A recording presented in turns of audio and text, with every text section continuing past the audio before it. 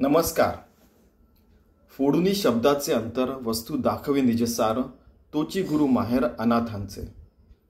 56वी दासबोध नित्यपाठ. ही 5व्या दशकातील दुसरा जो समास आहे त्यातली 15वी ओवी आहे. याचा अर्थ असा की फोडुनी शब्दाचे अंतर. आपण आपला रोजच्या जीवनातला अर्थ बघूया की शब्द जो असतो तो फोडून त्याचा अर्थ वस्तू दाखवी निजे सार, त्याचा अर्थ सांगतात आणि वस्तू म्हणजे भगवंत त्याच्यातनं कसा बघायचा, कसं आपलं आचरण असावं की तो शब्द आपल्यात आचरणात येईल. हे कोण दाखवतं? तोची गुरु माहेर अनाथांचे. ते सद्गुरू दाखवतात आणि तोच अनाथ असतात त्यांच्या माहेरी घेऊन जाणारे आईसारखे. आई जर का समजा मुलगी माहेरी गेली, स्वामीजी उदाहरण द्यायचं की तिला वाटतं की आपण घरी आलेलो आहे, आता मी एकदम निवांत राहील, तर तसं आपल्याला तो अर्थ सांगून आचरणात कसं आणायचं ते सांगून आणि नंतर मग ते आचरणात आणून घेतात. हे काम सद्गुरूंचं असतं. जोपर्यंत सद्गुरू मिळत नाही तोपर्यंत आपण स्वतःला अनाथ आपल्याला वाटतं.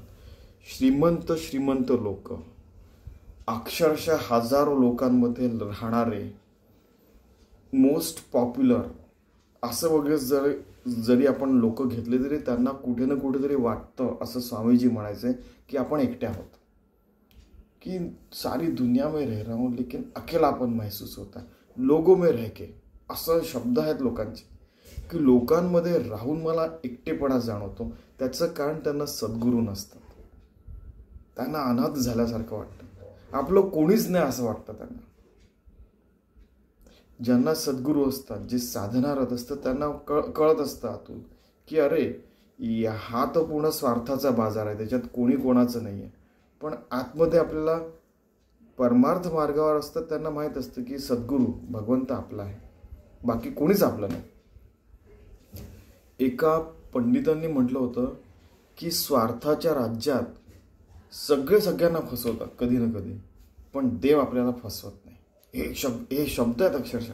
मला असं वाटलं की त्यांचा टेप करून घ्या व्हिडिओ काढून, पण मग ते आतमध्ये गेले आणि कारण की त्याच्यावर वादविवाद होऊ शकतो, त्यांना वादविवादात पडायचं नव्हतं.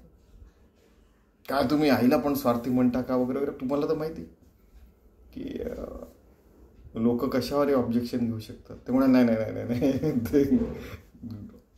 नाही म्हणाले. मग ठीक आहे. तर फोडुनी शब्दाचे अंतर वस्तू दाखवी निजे सार, की तुम्ही बघा याचं ट्रान्सलेशन एकदम म्हणजे जे असतं की आर्टिक्युलेट त्यांनी एकदम अलंकारित भाषेत केलं आहे. अर्थात प्राध्यापक के.व्ही. बेलसर आहे ते इतकं सुंदर केलेलं आहे. बघा तुम्ही.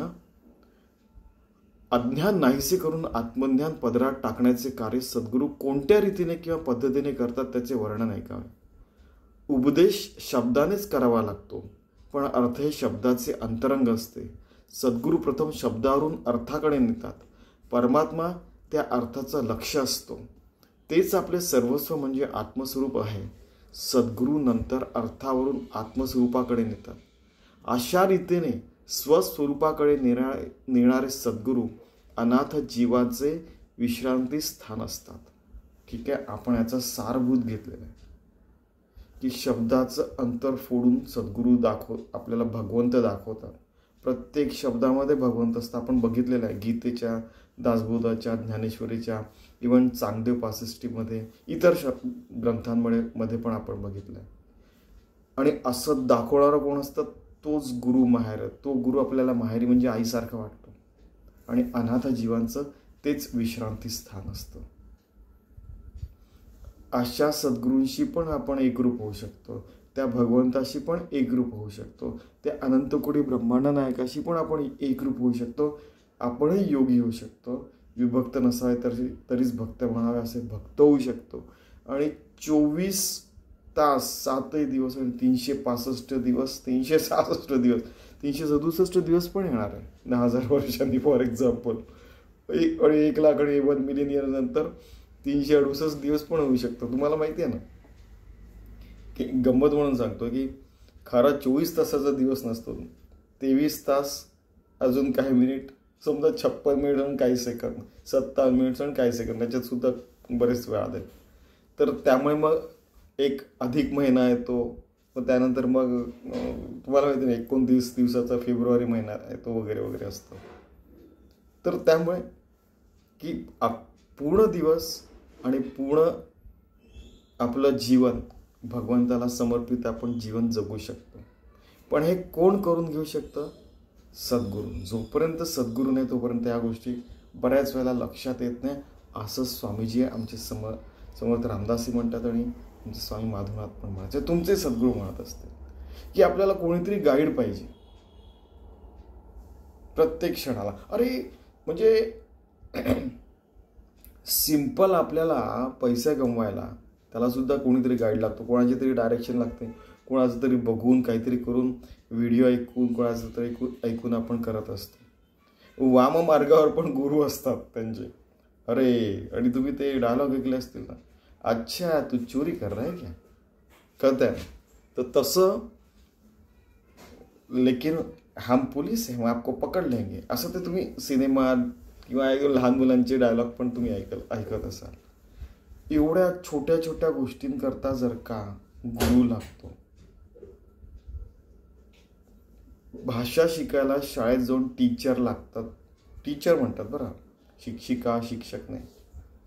तर हे तर सर्वात गहन विद्या, अध्यात्म विद्या, याच्याकरता सांगा बरं सद्गुरू लागणार की नाही? लागतीलच. आणि मग ते आपल्याला छान मार्गावर घेऊन जातात आणि आत्मप्राप्ती करून देतातच, त्याशिवाय सोडतच नाही. इथपर्यंत समर्थ रामदास म्हणतात की फोडून शब्दाचे अंतर, वस्तू दाखवी निजे सार, तोची गुरु माहेर अनाथांचे. तर समजा मग सद्गुरू मिळाले नाही तर आम्ही तर अमेरिकेत राहतो. मराठीतल्या मराठी लोकांनी स्वामीजींना विचारलेला प्रश्न आहे हा. तर मग आम्ही काय करायचं? मग अशा वेळेला ज्ञानेश्वरी, गीता, दासबोध असं समर्थांना, ज्ञानेश्वरांना सद्गुरू मानून आपण जीवन जगायचं आणि त्या डायरेक्शननी तसे आपले कर्म ठेवायचे. आणि आपण त्याच्यावरूनच मग आपण काढलेलं की प्रत्येक हृदयाच्या ठोक्याने, डोळ्याचे उघड झापेने, प्रत्येक श्वासागळी युक्त आहार विहारस्य युक्त चेष्टस्य कर्मसू करायचं होईल याचा प्रयत्न करायचा आणि मग भगवंताशी एकरूप होऊन जायचं. अजून काय? चला आपण असं शुद्ध आणि पवित्र जीवन जगायचा प्रयत्न करू, जेणेकरून आपल्या मनात रामराज्य, स्वानंदबोध पाठन, आनंदवन भवन निर्माण होईल आणि सर्व जीवन सुंदर होऊन जाईल, आपलं आणि दुसऱ्यांचं आणि सगळ्यांचं पण. धन्यवाद.